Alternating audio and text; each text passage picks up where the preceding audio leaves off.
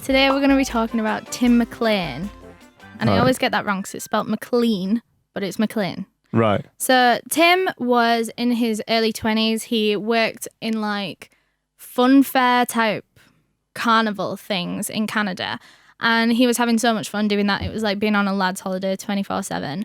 And then he reached 22 and decided that he kind of wanted to settle down, but like just stay in the same place kind of thing because he was in a traveling carnival. Yeah. So he goes from one end of Canada to the other back home. So he gets on this Greyhound bus, which are like mega buses. Yeah. I've heard of them. And he was going to be on this bus for like 24 hours all the way across Canada.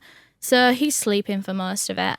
And this guy at one of the stops starts walking up the bus. He'd been on the bus for a while, but he decided to move seats. Maybe it was uncomfortable or something. He walks up the seats and he's like analysing and looking at every single person as he's walking up, and no one's paying him any attention. And then he gets to Tim's row and Tim looks up at him and is like, "You all right?" And so he sits down next to Tim because he's the friendliest one. And Tim stays asleep for a while, whatever. And people around their kind of rows, this was quite close to the back, people noticed this guy acting really weird. So he had two things in his hand. He had a roll of toilet roll and like a tube of Pringles, I want to say. Right. But this toilet roll, he would never put it down. He wouldn't even put it on his lap. Like when he was opening the tube of Pringles, he would put it under his chin so he could use both his hands at once. And he started rocking backwards and forwards and like chanting something in Chinese. And all of a sudden, people around him noticed him getting out a hunting knife. And then he turns to Tim McLean and starts stabbing him. Oh, and fuck. everyone starts screaming and running to the front of the bus, screaming, "Someone's being stabbed, like pull the coach over," and whatever. And Tim wakes up, realizes he's getting stabbed, and like tries to push this guy off him. But Tim is sat in the window seat, so he can't really do much. So he's trying to push this guy off him. He's trying to jump over this guy, but he falls as he's jumping over this guy, falls into the aisle, and so he's laid on the floor. This guy like gets on top of him, and he's still stabbing him. And by the time they pull over this coach, Tim's probably already been stabbed like 50 times. And everyone's just running off the bus. People are trying to help other people get off the bus because they're like, he's been stabbed 50 times. Like, we can try and save him, or we can try and save him and this guy can injure all of us, or we can all get off. So they all get off, and the driver like demobilizes the whole coach. So the killer couldn't drive it anywhere, and they're all calling the police on the side of the highway or whatever. And cars are pulling over because they think that maybe this coach is like broken down or something like that. Cars are pulling over, and this guy in a van pulls over, and they tell him what's going on, and he goes and gets a metal bar out of the back of his van. And this guy, the van driver, one of the guys from the coach and a police officer all go up onto the coach. They're the first people to go onto it. Meanwhile, this guy's been stabbing Tim for a good 10 minutes at this point. And they go and stand on the front of this coach, and they're looking at him, and this guy's not stopping. And he looks up at these three men, stares at them for a good 10 seconds, doesn't say a word, and then just carries on stabbing Tim. And these guys are just stood at the front of the coach. They're frozen. They can't do anything. They couldn't move. They couldn't speak to each other, anything. And then suddenly this guy starts beheading Tim. And he was already obviously really mutilated at this point. And he starts beheading Tim. And these guys are still frozen. They're still watching him do it. They don't know what to do.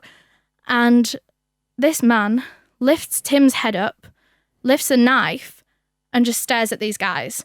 And they still can't move. And obviously at this point you would be trying to move, and he starts walking towards them. And that's when they all kind of snapped out of this frozen state. They ran off. They were barricading the doors, trying to protect all these people outside. There were children on this bus and everything.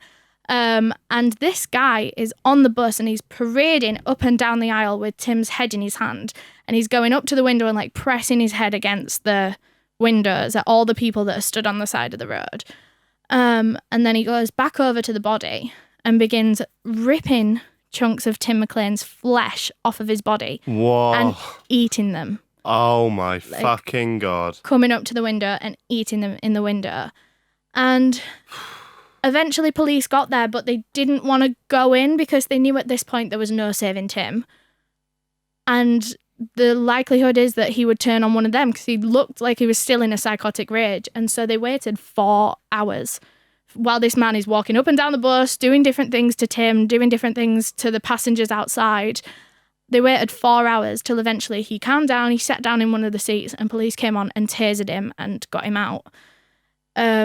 So they were looking in the whole coach area, trying to identify Tim, looking through all the bags, looking at all the IDs and everything. And his body was recovered, what was left of his body. And certain parts were missing. So like part of his heart was missing, part of his ear was missing. So they believe that this guy ate them. Meanwhile, this is all over the news, like pretty much live, because this is the maddest thing that's ever happened in Canada. It's still one of the most famous cases to this day. Is it fairly recent? Yeah, 2000s. Shit. Wow. Meanwhile, this is being live streamed on all the news things, and Tim McLean's mother actually works in a care home, and she's a cook in this care home, so they've got the news on while they're cooking. And she watched the news and she heard about this story, and she was telling all the people in the care home, she was like, oh my God, that's so bad. Like, that could have been my son. I know he was supposed to be getting on a coach today, but he'll already be home and everything. And so at this care home, they all sat down and they ate and they all said grace and they all prayed for the family of that victim on the bus. And she sat and prayed for the family, not knowing that that was her son that had just been killed. Wow. And the way that they found out was police identified this body, Tim McLean, and they went on his phone and they called one of his friends from his phone and just said, this, I'm sure you've heard about it on the news, but this was Tim. And so his friends had to go and tell his dad at home. Fuck. That's horrendous. That's the first one that had us pretty much silent through the whole that's thing. awful. Shit. I don't even know what to say. Did you mention the killer's name at all? Vincent Lee. I didn't know where to drop it in. It felt weird to just be like, oh, by the way. Yeah. Wow. What? And he was just a psychopath, was he?